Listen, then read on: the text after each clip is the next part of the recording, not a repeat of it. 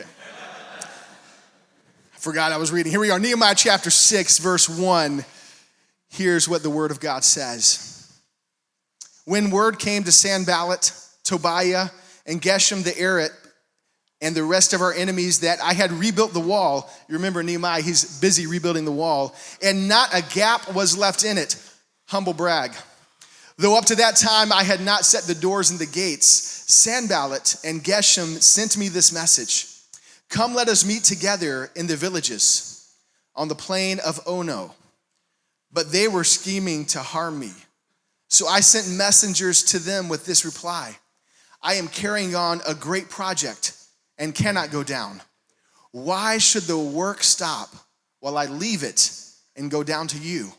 4 times they sent me the same message, and each time I gave them the same answer. Then the 5th time Sanballat sent his aide to me with the same message, and in his hand was an unsealed letter in which was written, it is reported among the nations, and Geshem says it's true, that you and the Jews are plotting to revolt, and therefore you are building the wall. Moreover, according to these reports, you are about to become their king and have even appointed prophets to make this proclamation about you in Jerusalem. There is a king in Judah.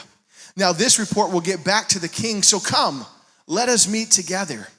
I sent him this reply. Nothing like what you are saying is happening. You are just making it up out of your head. They were all trying to frighten us, thinking their hands will get too weak for the work and it will not be completed. But I prayed, now strengthen my hands. One day I went to the house of Shemaiah, son of Delaiah, the son of Mehetabel, who was shut in at his home, and he said, let us meet in the house of God inside the temple. And let us close the temple doors, because men are coming to kill you. By night they are coming to kill you. But I said, should a man like me run away? Or should someone like me go into the temple to save his life? I will not go. I realized that God had not sent him, but that he had prophesied against me because Tobiah and Sanballat had hired him. He had been hired to intimidate me so that I would commit a sin by doing this. And then they would give me a bad name to discredit me. Remember Tobiah and Sanballat, my God, because of what they have done. Remember also the prophet Noadiah and how she and the rest of the prophets have been trying to intimidate me. So the wall was completed on the 25th of Elul in 52 days. When all our enemies heard about this, all the surrounding nations were afraid and lost their self-confidence because they realized that this work had been done with the help of our God. Also in those days, the nobles of Judah were sending many letters to Tobiah, and replies from Tobiah kept coming to them. For many in Judah were under oath to him, since he was the son-in-law to Shechaniah, son of Erah, and his son Jehohanan had married the daughter of Meshullam, son of Berechiah. These names are tough. But moreover, they kept reporting to me his good deeds and then telling him what I said. And Tobiah sent letters to intimidate me. Come on now. It's time. It's time. Oh, thank you so much. Well, as Dan has said, we're on this journey together through this series around embracing our callings. We're about halfway through, roughly. And I don't know how you feel about it, but when I just look at the chaos that's going on in our nation right now, in particular the confusion, the uncertainty, instability, and you can think, gosh, how we need the Lord's people to hold fast to our confidence in God, to pursue our primary calling, to follow Jesus, to put our trust in him, to allow his life to flow through us, and then to be available to whatever God wants to do through us in our nation today, whether that's through our homes or our workplaces, different projects or causes that we're involved in with him. It seems really significant that in a time of such uncertainty, our sure hope, if you like, not only roots us, but also releases us into all that God has for us as a community and wherever he's placed us. So in terms of where are we on this journey, we've looked at our callings. We've looked first assuring ourselves again that our primary calling is to Jesus himself, that to respond to that call to follow him. And then the life that flows from that flows out through the different areas, the spheres of our callings, whether that's through into our homes and our extended families, through into our working context or where we volunteer, or just the people that we hang out with for different reasons. And we've started to consider our gifting, the way that God has made us, the natural gifts that we have because we're unique, and the opportunities God has given us to hone some of our skills through practice and through contexts in which we've had to acquire skills to do good work or to live well.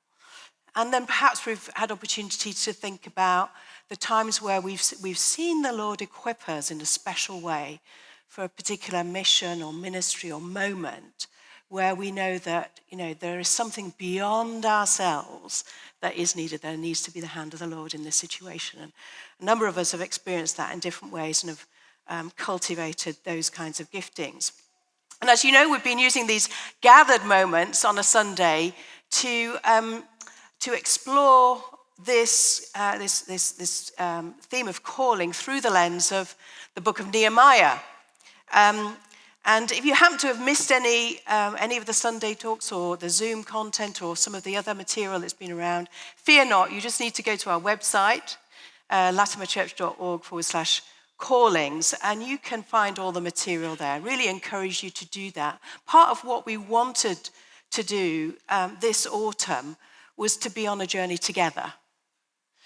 And some of the conversations that we've had, perhaps on a Sunday or through our community groups, we believe will be seed sown as we enrich our life together and think about how God has called us to be part of what he's doing in the world. So do catch up if you're able. I also just want to briefly mention the Bible Project. Many of us will be familiar with the Bible Project and their work. They just do some amazing, succinct summaries of books of the Bible. And so again, we're drawing on Nehemiah thematically, taking different themes rather than going through the book chapter by chapter. So you might find it really helpful just to spend 6 or 8 minutes just checking out the Bible Project's little video. It's on Ezra and Nehemiah. In the Hebrew Bibles, those books tend to be together. In our English Bibles, they're separated. But it's one big story, if you like, that would be worth checking out. So do that if you're able. So at this halfway point, we've been encouraged by looking at Nehemiah's callings, and we've been amazed by the way that God has gifted him, and he's been able to deploy that gifting in his context. So now, before we go on to some other things like fruitfulness and character and all these positive things, we're going to hit the topic of opposition this week. As we've kind of gathered, as we've started to immerse ourselves in this story, this history of Nehemiah, rebuilding the walls of Jerusalem was a big project.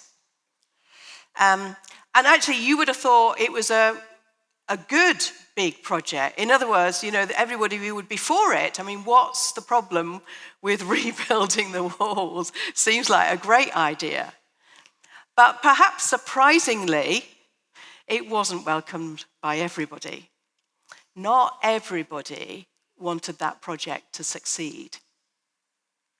And if you just scan through chapters 3 to 6, you can see this clear pattern through those chapters of this project moving forward, advancing, and then something coming in to hit it and to try to derail it. So if you get a chance to read chapter 3 is full of these gates being repaired, and the sheep gate is rebuilt, the fish gate is rebuilt, the dung gate is rebuilt. Well, great names, aren't they? they're all rebuilt and repaired, and it's been done. You read through that chapter, it's so encouraging because it's been done by this plethora of people whose day job is not to build walls. They're goldsmiths and perfume makers and priests and all kinds of it. So you get this absolutely wonderful picture of this community of people coming together to do something that's really worth doing and to put their all into it. So it's a fantastic chapter. So this project moves forward in chapter 3. And then at the beginning of chapter 4, we read that, we sort of reminded really that Nehemiah had enemies. And Sanballat, this character Sanballat comes in and he's absolutely incensed. Not only that this project is happening, but that it's moving forward. And his henchman Tobiah, joins with him, and they have this time of really mocking and ridiculing the people, hoping to dishearten them. I mean, there's a wonderful verse in at the beginning of chapter 4 where Tobiah, who's a baddie, it says this about the wall. It says, even if a fox climbed up on it, even if that happened, the fox would break down their wall of stones. I mean, how insulting is that? You're doing such an awful job. It's just, it'll be stones again before you know it. So this trio of people, Sanballat, Tobiah, and there's another character who comes in through Nehemiah, the book of Nehemiah, several times, this guy called Geshem the Arab, and they appear in opposition to the project Nehemiah several times, and they were regional governors under the king of Persia. Sanballat was a Horonite, Tobiah an Ammonite, and these were two people groups that God had driven from the promised land for the Israelites. So they were deeply aggrieved that the welfare of the Jews should be fostered, and they were vicious in their opposition. And so you see this pattern of project moving forward, advance, and then different kinds of opposition coming. So after this ridicule and mockery, you get Nehemiah rebutting their intimidation and pressing on, and then only to come up against further plotting in verses 7 and 8. And then you see Nehemiah doing what he so often does, turning first to God in prayer and declaring, actually, my God is for this. And that's what we do in prayer, don't we? We say, my God is for this. And so he does that. But he also he posts the guards to protect the work. And then you get more opposition, you get death threats. And so Nehemiah adds further levels of security, verse 13 onwards. And then if that weren't enough to deal with, then there's another big issue that arises where people were hungry and out of money. And when Nehemiah investigates that, he discovers there is real injustice going on that needs dealing with. So he has to sort that out as well. And then we come to the passage that Dan's just read to us in chapter 6. And as you can see that as we heard, or perhaps you saw that, good things happen to their project moving forward and advancing. And then these quite powerful and intimidating experiences of opposition that they face. And so there's no way, I think you look at this and then you think about real life as we experience it. I think it's fair to say that there is no way that we can embrace what God has called us to do through life with him without experiencing opposition of some kind, in some way, at some time. Just think about some of the things that various of us are doing even right now, trying to build healthy marriages that bear witness to that covenant relationship in a world that struggles to understand those kinds of things. Or raise kids with all the challenges of that in today's world and in our schools. To think about, the good work that God has called us to do through our different workplaces or areas of volunteering, or the way that some of us are called to engage politically or socially, to challenge poverty or injustice, or for all of us to seek, in a sense, the prosperity, and by that I mean the flourishing of the places and the people that God has called us to do life amongst, to reach folks with the good news of Jesus, both by being able to speak out the gospel as God gives us opportunity, but to live it out in front of people along the way. So we shouldn't be surprised by opposition, but we need to become wise in the way that we handle it. And opposition, of course, has one single purpose: to put a stop to something or someone. That's all. But it has a myriad of strategies of how to do that, how to achieve that. And so I just want to draw out 4 strategies that I think we can see in chapter 6 of Nehemiah that were intended to stop Nehemiah in his tracks, to push this project off course, and to diminish the work that God had called Nehemiah and friends to do. So I want to consider these 4 things and think about what are the implications for us today. And the first strategy, which is super clear, I think, in this chapter, is sabotage. Deliberately trying to destroy something or damage or obstruct someone or something. And it's rife, actually, throughout the chapter, sometimes blatant and sometimes a little bit more subtle. So we read as the chapter opens, verses 1 and 2. Now when Sanballat and Tobiah and Geshem the Arab and the rest of our enemies heard that I had built the wall and there was no breach left in it, although, as he said, there's still the doors to put in, Sanballat and Geshem sent to me saying, come, let us meet together at Hakaphirim in the plain of Ono. But they intended to do me harm. So we see where the project's at. Fantastically, the walls have been rebuilt. The door's still to go in, but it's close. And Nehemiah's trio of enemies seek this meeting with him in one of the villages. Not once, 4 times. 4 times they try to get him onto the plain of Ono. And you would think, what's the problem with that? Is there a big issue with that? And the key to understanding the threat is that the plain of Ono was 25 miles northwest of Jerusalem. In other words, at least a 2-day journey, probably, for them. Which at best would have distracted Nehemiah from the work, but at worst would have posed a threat to his life. It would have been such an easy place to have captured Nehemiah and even to have killed him. They were deliberately out to stop Nehemiah doing what he was called to do. And it feels like a big word, doesn't it? Sabotage. It feels, I can see how that works for Nehemiah. That's, sabotage. But I think sabotage is a good word to describe some of the things that we face as well.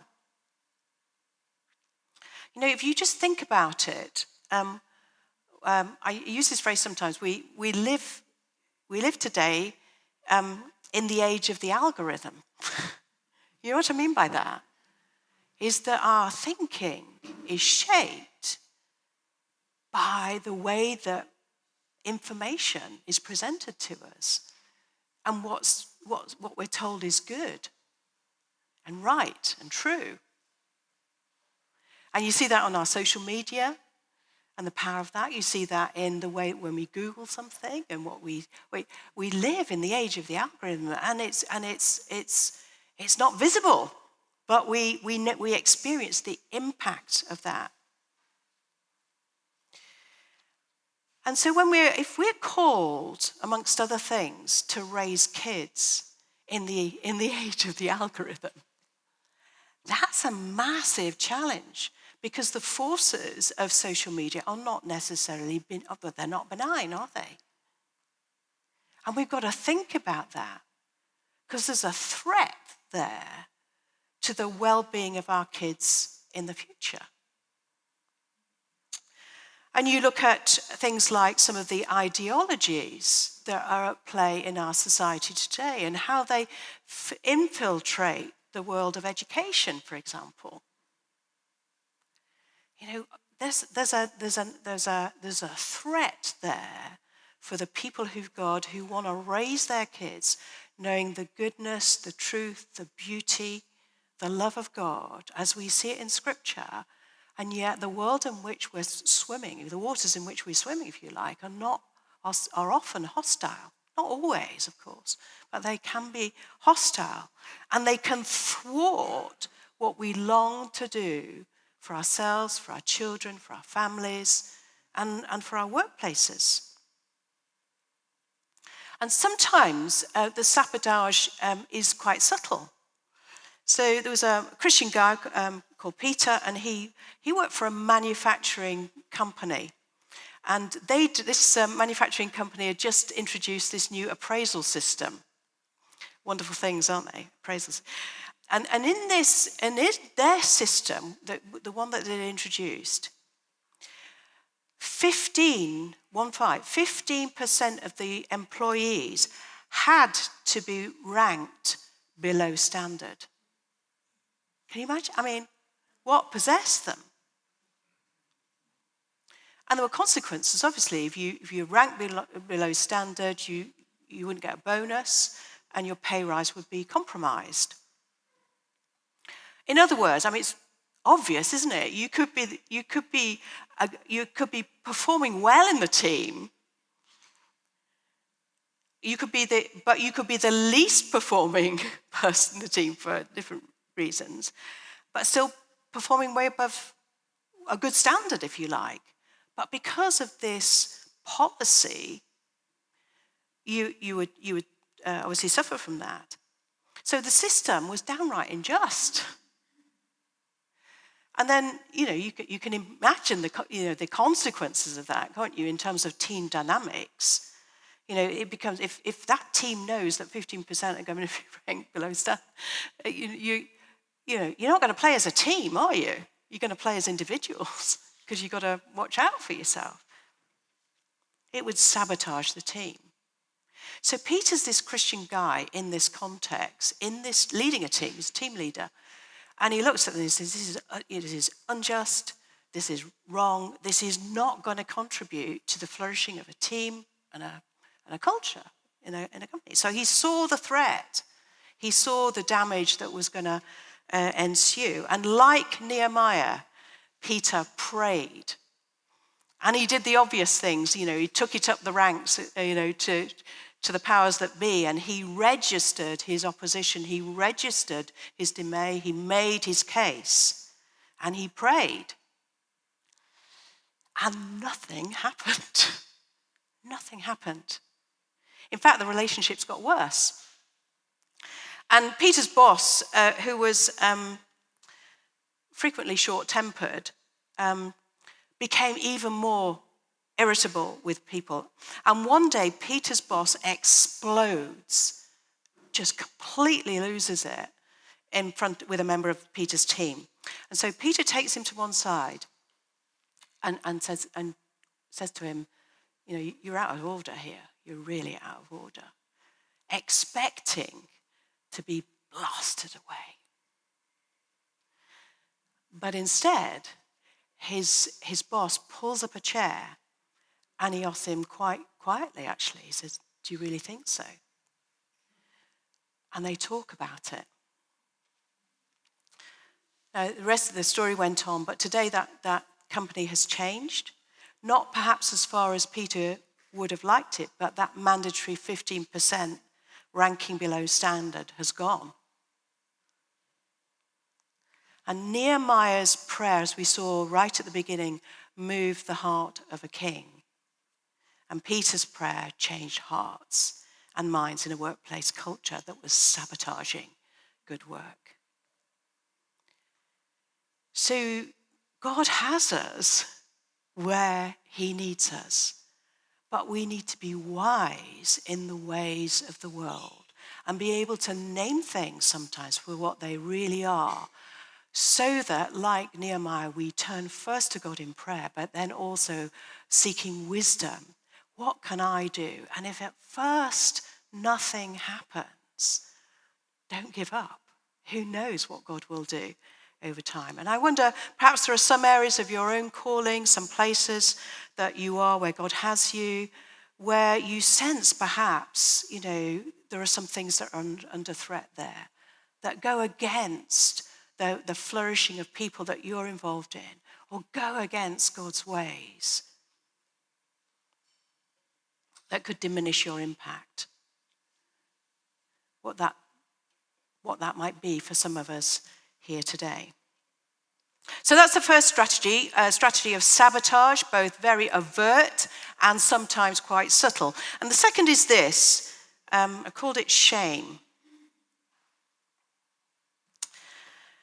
When Sanballat was unsuccessful in getting him to leave Jerusalem, despite all his efforts, he tries another approach.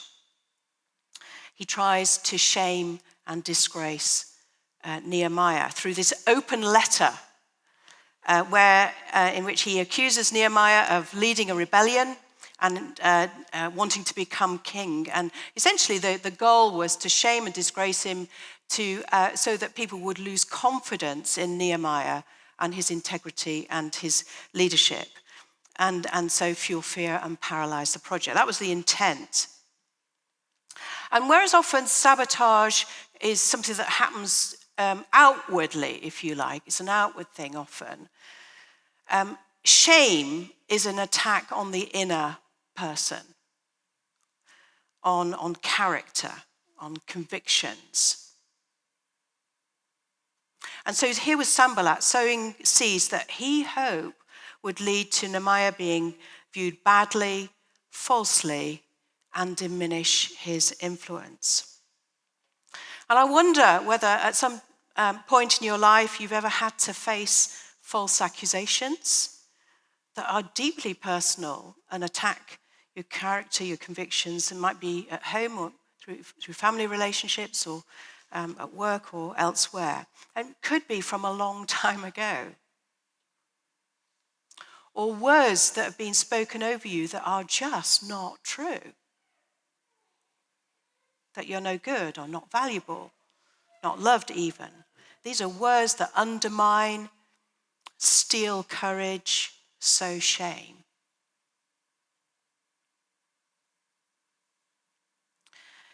And perhaps, there are words that, that still come to mind that provoke that sense, that response. I feel shame about that. I feel diminished. I feel I'm a nobody or not worth it. And maybe the Lord has ministered to you over the years in that, but maybe there's work still that he wants to do with you, to release you, to bless you, to sow words of truth in your life and over you. And that might be for some of us today. So sabotage, shaming. And the third strategy that I think is clear in chapter 6 and beyond actually in Nehemiah, the strategy that Nehemiah has to face is the risk of just being swamped. Swamped by the challenges and the scale of what he has to get done. So 5 times, this is just chapter 6, 5 times Sanballat tries to get him to Ono, get him out of Jerusalem into Ono. You can imagine the pressure of that each time. And then even when the walls are complete and they're celebrating towards the back end of chapter 6, you've got this sort of little insight into all the shenanigans and the political intrigue and the sort of the planning to undermine Nehemiah that's still going on because one's married to another and there's all this sort of, inter-family kind of political and relational stuff going on, all seem to be connected to Tobiah, who was this man of power, both through his own marriage and marriage of his son. So there's all this political shenanigans still going on, and the wall's built by this time. But it doesn't cease. So he's got a big project to get done. He's got, he had that issue of injustice that arose that he had to deal with. He's got this threats to his life, this sabotage going on, and he's got this ongoing work that's sort of trying to get him to desist from what he's doing. I was just thinking about those letters that are being written and shared and whatnot. I think, is that the equivalent of today's WhatsApps and tweets and media interviews and briefing against people and, all of these things that we kind of are very aware of right now. But you can imagine for Nehemiah to be in the receiving end of that, having had to get to Jerusalem in the first place, build a team, encourage, inspire people, deal with the opposition, it's a lot, isn't it? And he's not finished, because at some point the Lord will call him back to the king to pick up his job there, and then he comes back to Jerusalem later on. How easy it would be to be swamped, to feel overwhelmed by everything that seemed to be required of him. And I'm sure that, in different seasons of our lives, we have something of that sense of being overwhelmed, of being swamped, too much to do, too big an ask, really hard to persevere, if you like. We're at risk of losing our nerve, losing our heart over it. And perhaps for some of us, this is just such a season right now. And the Lord might want to speak into your life and to reassure you and minister to you. So sabotage, shame, swamping, being swamped. And the fourth one I just wanted to draw out of this chapter as a strategy that was intended to stop Nehemiah in his tracks, or to reduce his impact, is the temptation to sin. And we see that in verse 10. So verse 10 reads, "Now when I went into the house of Shemaiah, the son of Deliah, son of Mehetabel, who was confined to his home, he said, 'Let us meet together in the house of God within the temple. Let us close the doors of the temple, for they're coming to kill you. They're coming to kill you by night.'" So here's an invalid, it seems, of some description, confined to the house, who turned out, surprisingly, to have been paid by Tobiah and Sanballat to intimidate Nehemiah into hiding away in the temple to save his life. And Nehemiah saw it as a temptation to sin. In verse 13 we read, "For this purpose he was hired, that I should be afraid and act in this way and sin, so that they could give me a bad name in order to taunt me." So what was this temptation to sin that Nehemiah had spotted? Well, it seems to relate to a verse in Deuteronomy in chapter 18, which talks about fearing the false prophet. In other words, paying greater attention to those who are telling untruths than paying attention to the truth and the wisdom and the words of the Lord. And if Nehemiah had responded to that fear that this false prophet was trying to evoke in him, he would have probably responded by either scaling the project back or fleeing to the temple. In other words, he would have compromised himself in the eyes of his people. It was a really clever strategy. And we know, don't we? We know that sin trips us up, whether that's believing and acting on falsehoods, as Nehemiah was incited to do, or whether it's open rebellion against God and his ways that we see at the end of the book of Nehemiah in chapter 13. If you have had opportunity to read the whole of the book, you'll discover that Nehemiah goes away from from Jerusalem back to the king to pick up his job there. But he returns at the end of the book of Nehemiah, chapter 13, and he discovers all sorts of awful things have been happening. So Tobiah is one who's really tried to oppose him and thwart him. By that said, Tobiah's actually been given a storeroom in the temple. So this is a room that's intended to store all the offerings and the temple articles, if you like. So it's for holy purposes. And he's been given this storeroom to store his household goods. And the Levite priests hadn't been given their tithe, so they had nothing to live on. So they had to go back to the fields and start farming again. They couldn't do their job that they'd been called to. And the Sabbath laws were being broken left, right, and center. I mean, it was awful. And so we know that when we walk away from the Lord and his ways, that sin has the potential to destroy us or disrupt us or distract us from all that God has for us to be and do in his world, that he longs to do through his people. And we will all be tempted in different ways at some time. Nobody's accepted from that. And so 4 strategies that we see in this chapter of Nehemiah. I think they're not all of them, but they seem to me to emerge from the experiences that we observe Nehemiah having to deal with. So how do we respond? How do we respond to those?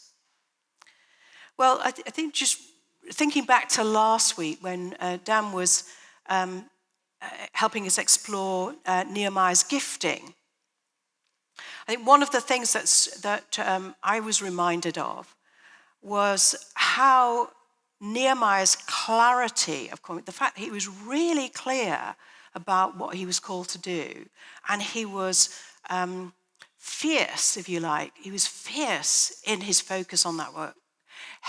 Actually helped him, because he knew what he was for and what he was to do. It equipped him to notice the things that would distract from that and destroy that. So the clarity of calling is a great gift. And giftings, the way that God has gifted us, are also, part of how God prepares us and equips us not only to do what he's called us to do, but also to handle the opposition that comes as part of the package, if you like. And in Nehemiah's case, we notice the way that his gifting of discernment, how he was able to notice and name things wisely so that he could then know what to do. And we saw, above all, really, his first automatic response to anything that hit him was to go to God in prayer. His automatic response to do that. Nehemiah was a man of great prayer.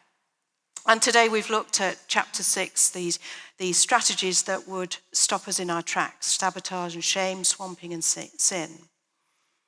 And they attack us in different ways, don't they? Psychologically, physically, politically, and more.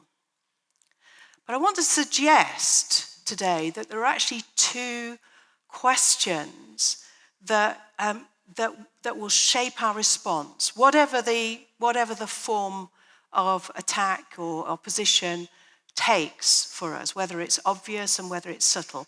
And the first question is this: is it worth it? Is it really, really worth it?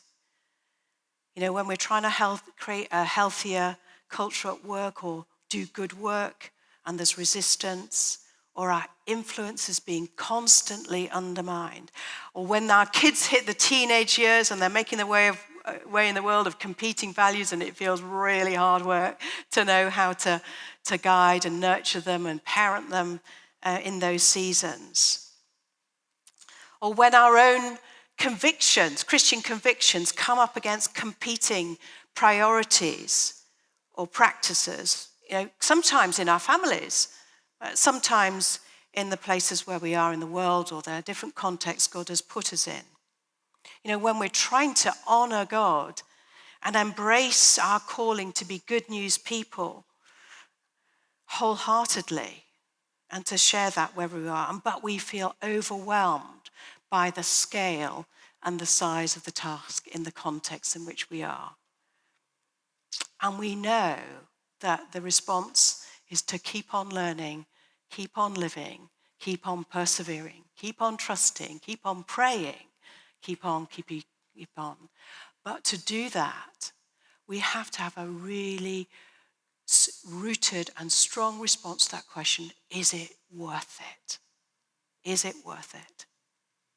Is it worth the energy, the resilience, the perseverance over time, the wisdom that we need to garner over the years, the relationship with God that is central to the whole thing? Is it worth the cost that we're going to have to pay if we're going to live out our callings faithfully and fruitfully over the long haul in the context of the different opposition that will come to us over those years? So that's the first question. Is it worth it? And it's a really important one that we each find an answer to, because that's what's going to sustain us. And the second question I'm going to suggest is this: am I good enough? And this is often the question that is raised through these subtle attacks that attack the inner person. The temptations to sin. Do I have what it takes to live this kind of life? Do I really have what it takes to this kind of life, to embrace my callings wholeheartedly? Or am I compromised by sin or living under the weight of shame and fear?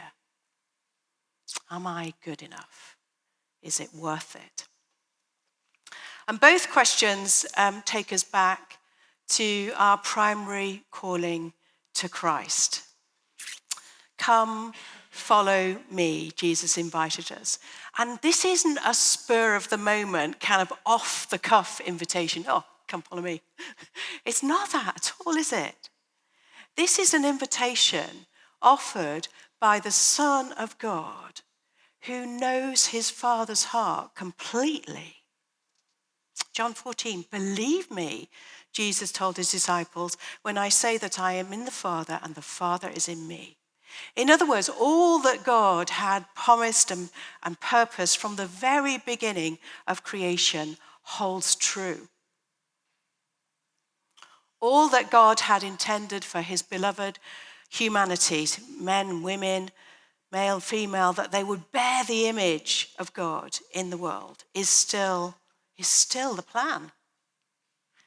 And though we see that that sin holds sway in all kinds of ways, the truth is that the kingdom of God has broken into our world through the person of Jesus, through his life, through his death, and affirmed in his resurrection. And if we believe that Jesus Christ was raised from the dead and is alive today, then we know with full hope and assurance that God's purposes will prevail. And we bear witness to that truth and that confidence in persisting in doing good, in pursuing justice and mercy and peace and wholeness, sharing the good news of Jesus, being the good news of Jesus against all odds. So do we have a big enough vision to withstand the opposition that we face? And do we have the peace and the assurance in our relationship with Jesus that has released us from the consequences of sin in our lives and released us from the shackles that would say, you're not good enough, you're not worth it, you're a minor player in all of this? Big enough vision, sure enough confidence in our relationship with Jesus to pursue our callings over the long term, not just with gritted teeth, but in relationship with God, Father, Son, and Spirit, because that at the root is our calling to do that. So we know that centuries after Nehemiah rebuilt that wall, that project, which wasn't really just a project of restoring a wall, was it? It was a project that was designed to restore a people. That we're caught up in it in our times, in our places, in our cities, our towns, our schools, our homes, our workplaces, the different places that God has us. You know, I'm drawn again to that verse in John 15, where Jesus said, "You did not choose me, but I chose you. And I appointed you to go and bear fruit. And fruit," it says, "that will last." Do I have what it takes to pursue God, my callings on my life, all life long? No, of course not. Not in ourselves alone. Yet by the grace of God, can we learn to let the life and the power of the Spirit release the life of Christ in us and through us as we make our way in the world. So I'm going to invite Izzy, if you wouldn't mind just coming up. We're just going to take a moment now. Izzy's going to play just quietly for us while we just take a moment ourselves with the Lord. And I think it's a moment where we can speak things out to the Lord that may have struck us, or something that we sense the Spirit nudging in us, and hear him speak to us. Maybe something that you're already aware of in your own context, something that risks tripping you up, some kind of opposition. Take a moment to talk to the Lord about that. And I sense there will be people here who are in that season of feeling overwhelmed, perhaps swamped by life, or intimidated, undermined in some way, experiencing that sort of failure of nerve, failure of heart, if you like. Even asking the question, is it worth it to press on? Will it bear fruit? Just take this moment to speak to the Lord about that. And there may be people, I sense, who may still be weighed down by this sense of shame that comes from wherever it comes from in your life. Am I good enough? Just take the time just to name these things before the Lord.